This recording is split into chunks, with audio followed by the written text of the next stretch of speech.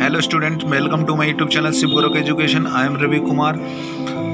आज मैं आपको इतिहास के सब्जेक्ट पढ़ाने जा रहा हूँ। इतिहास में जो काल हैं वो कितने टाइप के हैं। देखिए, एक तो है प्राग ऐतिहासिक काल और एक है आदि ऐतिहासिक काल और एक होता है ऐतिहासिक काल। देखिए, प्रागैतिहासिक काल जो होता है वो लिखित और साक्ष्यों का अभाव होता है। पहले वाला जो पॉइंट है, देखिए, जो प्रागैतिहासिक काल होता है वो लिखित साक्ष्य का अभाव होता है, यानी कि इसके अंदर जो है लिखित प्रमाण पत्र नहीं पाए गए और ना ही कोई दिखा, और केवल पुरातात्विक साक्ष्य के आधार पर है। यानी कि जितने भी पुराने जो भी ऐतिहासिक पुरातात्विक साक्ष्य हैं, चाहे वो बिल्डिंग हो कोई भी या कोई भी पत्थर वगैरह इस टाइप के जो आते हैं, उससे पता लगाया गया था कि इतने टाइप के ये इस समय की बात है। और उसके अंदर दूसरा है आदि ऐतिहासिक काल। आदि ऐतिहासिक काल का है जिसमें लिखित साक्ष्य तो पाए गए लेकिन पढ़ा नहीं जा सका। और दूसरा है पुरातात्विक साक्ष्यों पर निर्भरता। इन साक्ष्यों पर निर्भरता कर करके हमने ये पता लगाया कि ये आदि ऐतिहासिक काल की बातें हैं। फिर आता है तीसरा ऐतिहासिक काल, जिसमें लिखित साक्ष्यों की प्रचुरता तो थी, यानी कि इसमें लिखित साक्ष्य तो पाए गए और पढ़े भी गए, इनको पढ़ा भी जा सका।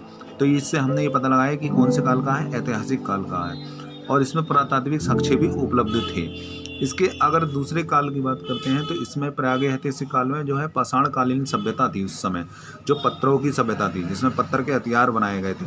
फिर दूसरा है आदि ऐतिहासिक काल, जो है सिंधु घाटी सभ्यता की है। सही, सिंधु घाटी सभ्यता जो है नदी की सभ्यता की मानी जाती है। एक और है जो लगभग 6वीं-7वीं से ईसवी पूर्व से प्रारंभ होती है, वो कहलाती है ऐतिहासिक काल। इनको डिटेल से पढ़ते हैं। फिर आता पाषाण काल। पाषाण काल 3 टाइप में बटा हुआ है उपकरणों के आधार पर अगर बात करते हैं तब। जो पत्थर का युग है पाषाण काल, वो 3 टाइप में। कैसे देखें, देखिए, पहला तो है पुरापाषाण काल। पुरापाषाण काल, और दूसरा है मध्य पाषाण काल है, तीसरा है इसमें पुरापाषाण काल की अगर हम बात करते हैं तो ये भी 3 टाइप में होंगे। एक तो पुरापाषाण काल, मध्य पाषाण काल, उच्च पुरापाषाण काल।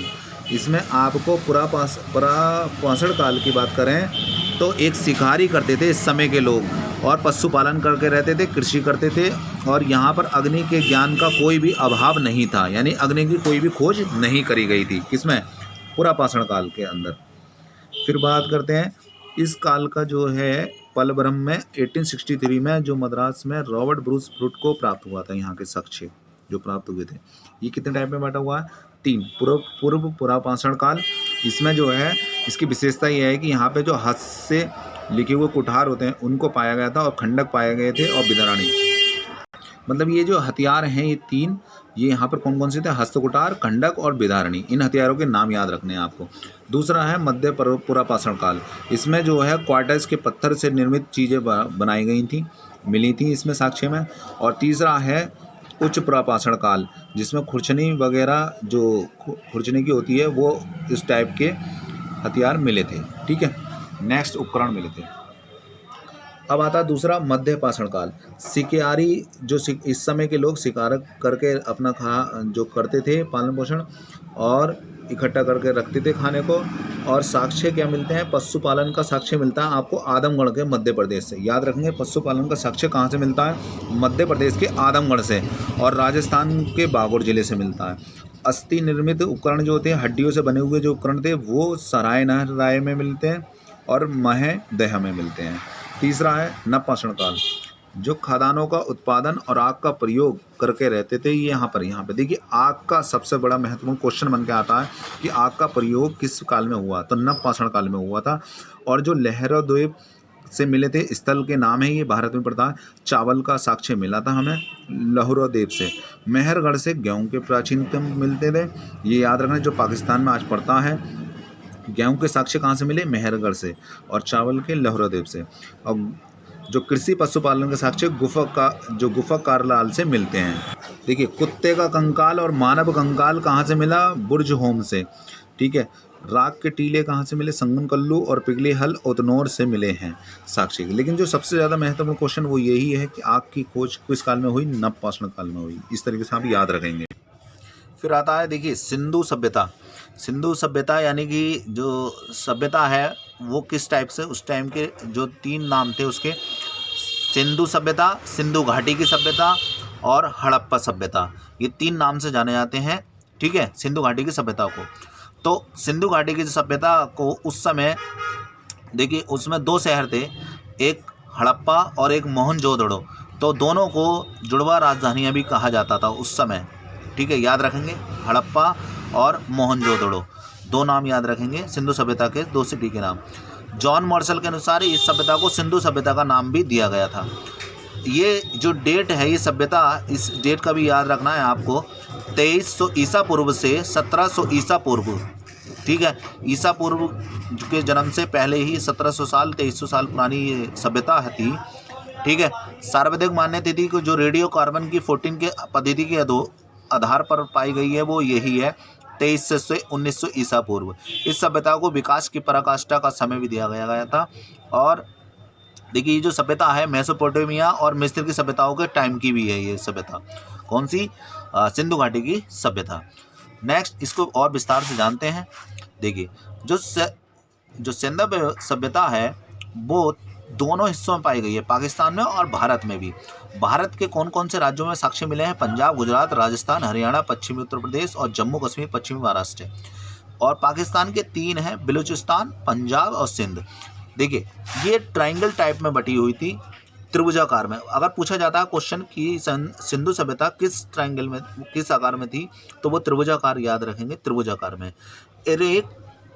अगर इसके उत्तरी की बात करते हैं तो मांडा है और दक्षिणी में देमाबाद है, और इसके जो पूर्व में है वो आलमगीरपुर है। ठीक है, ये याद रखेंगे, आलमगीरपुर जो मेरठ में पड़ता है, पश्चिमी उत्तर प्रदेश का। और पश्चिम में जो है सुद कागेनोडोर, ये इधर है। ठीक है, याद रखना, पश्चिमी का क्षेत्र का याद रखना आपका नाम। उत्तरी का में ये मांडा जो है जम्मू कश्मीर में पड़ता है, और देमाबाद दक्षिणी भारत में पड़ता है, महाराष्ट्र में। ठीक है, तो ये याद रखेंगे, ये ट्रायंगल नाम आपको याद रखने हैं। इसमें से कोई से भी नाम पूछ लेगा, चाहे वो दक्षिणी पॉइंट का नाम पूछ लेगा देमाबाद, पूर्वी का पूछ लेगा आलमगीरपुर, और उत्तरी का पूछ लेगा मांडा। तो ये याद रखना है किस आकार में बटी हुई है ये सिंधु सभ्यता त्रिभुजाकार में। ठीक है, अब इसमें से देखिए कुछ सभ्यताओं के जो स्थल हैं वो पूछे जाते हैं कि जो साक्ष्य है कौन किसने किसको करा। हड़प्पा सभ्यता जो है दयाराम साहनी ने करी है, ये याद रखेंगे आप, बहुत वेरी मोस्ट इंपोर्टेंट क्वेश्चन है। हड़प्पा सभ्यता के जो खोज करता है वो कौन है? जिन्होंने उत्खनन करता थे उस समय के, दयाराम साहनी। मोहनजोदड़ो को याद रखना, राखल दास बनर्जी। और चंदेड़ो को याद रखना, मजूमदार। लोथल को एसआर राव, कालीबंगा को घोष जी हैं, बनावली को बिस्ट हैं, धौलीवीरा के जेपी जोशी हैं, रोपड़ के लाल हैं, सुदकोनेवर के स्टाइन हैं। लेकिन जो सबसे महत्वपूर्ण क्वेश्चन है वो ये है हड़प्पा सभ्यता का और मोहनजोदड़ो का। हड़प्पा का याद रखना आपको दयाराम साहनी, ठीक है, और मोहनजोदड़ो को राखल दास बनर्जी। इसमें जो साक्ष्य हड़प्पा में मिले हैं वो शंख का बना बैल बना है, उर्वरता की देवी का चित्र है, ईंटों के चबूतरे मिले हैं, समाधि कब्रिस्तान मिले हैं, गेहूं और जौ के अवशेष हड़प्पा सभ्यता में मिले हैं, और पीतल का बना इक्का भी बना है। बर्तन पर बने जो मछुआरे का चित्र होते हैं वो भी मिले हैं, और 2 टीले मिले हैं, वो है एक नगर टीला, पूर्वी टीला, पश्चिमी टीला, दुर्ग टीला। ठीक है, ये रावी नदी के किनारे पर जो है बाएं तट पर पाए गए थे। इसके साक्ष्य पाकिस्तान की जो रावी नदी है। ठीक है, अब बात कर लेते हैं मोहनजोदड़ो की। तो मोहनजोदड़ो का वैसे सिंधु शब्द में अगर बात करें तो इसका अर्थ होता है मृतकों का टीला, यानी कि जो मरे हुए होते हैं उनका टीला। अब साक्ष्य क्या क्या मिले हैं यहाँ पर मोहनजोदड़ो में? एक तो बड़ा स्नान घर मिला है, बहुत बड़ा स्नान घर है यहाँ पर। ठीक है, और स्मारक भी बनाए गए हैं यहाँ पर, मिले हैं इसमें जॉन मार्शल का जो अनुसार है। और सर्वाधिक मोहरें मिली हैं, जो मोहरें होती हैं, और विशाल अन्न घर, यानी अन्नों को, जो अन्न होते हैं उनको विशाल भंडार यानी कि यहाँ पर रखे हुए जो स्थल हैं इस टाइप के मिले हैं। और नृत्य करती हुई एक कांसे की मूर्ति मिली है, और पुजारी योग की मूर्ति मिली है, पशुपतिनाथ शिव जी की टाइप की जो मूर्ति होती है वो मिली है, सीपी के बने हुए पटरी मिले हैं, घोड़े के दांत मिले हैं, गीली मिट्टी पर कपड़ा जिस टाइप का जो साक्ष्य मिले हैं, सूती कपड़ा, हाथी का कपाल खंड इस टाइप के मिले हैं यहाँ पर। और ये जो ये सभ्यता है मोहनजोदड़ो, वो लरकना जिला सिंध प्रांत के पाकिस्तान सिंधु नदी के दाएं तट पर है। ये याद रखेंगे। देखिए वो जो थी हड़प्पा सभ्यता थी वो रावी नदी के बाएं तट पर थी और ये सिंधु नदी के दाएं तट पर है। कौन? मोहनजोदड़ो। ओके। फिर आती है लोथल। तो लोथल जो है वहाँ पश्चिम एशिया में से व्यापार के लिए एक प्रमुख बंदरगाह था उस समय का। अगर पूछा जाए कि सबसे पुराना बंदरगाह कहाँ पर है, लोथल था। तो वो सही है, जहाँ पर ये बड़े बड़े जहाज टाइप के रुके थे और जहाज़ों की गोदी कहा जाता है इसको, लोथल को। ये फारस की मुद्रा यहाँ पे मिली थी साक्षी। पक्के रंग के रंग हुए पत्थर, धान के चावल बाजरा के यहाँ पे मिले थे लोथल में। फारस की मोहरें भी यहीं मिली थी, घोड़े की लघु। तो ये क्वेश्चन ऐसा आता है कि यहाँ फारस की मोहरें कहाँ मिली थी, आपको लिखना होगा लोथल में। ठीक है। फिर आता है ये नदी कौन से पर है, भोगवा नदी के तट पर। कौन से? भोगवा नदी। ओके। कालीबंगा की बात कर लेते हैं। कालीबंगा कच्ची ईंटें पाई गई यहाँ पर, पक्की ईंटें भी, नालियों से बड़े बड़े स्नान घर पाए गए। कालीबंगा जूते हुए खेत भी मिले, भूकंप के साक्ष्य मिलते हैं, अग्निकुंड मिलता चबूतरा, और कुएं के ऊपर जो पक्की ईंटें होती हैं वो बड़ा मिला है, अग्निकुंड भी मिला है यहाँ पर। ठीक है। मोहरे भी मिली हैं। अब ये जो है जिला कौन से? राजस्थान के हनुमानगढ़ जिला में पाया गया है ये कालीबंगा स्थान जो था उस समय। फिर धोलीवीरा। धोलीवीरा जो है कच्छ के गुजरात में, जो गुजरात का जिला है कच्छ, वहाँ पर पाए गए हैं इसके साक्ष्य। और इसमें जो है ये किला जो है आयताकार नगर 3 भागों में बटा हुआ था। किला, मध्यनगर, निचला नगर, 3 टाइप में बटे हुए थे उस समय स्थल यहाँ के। और विशाल जलाशय पाया गया है यहाँ पर।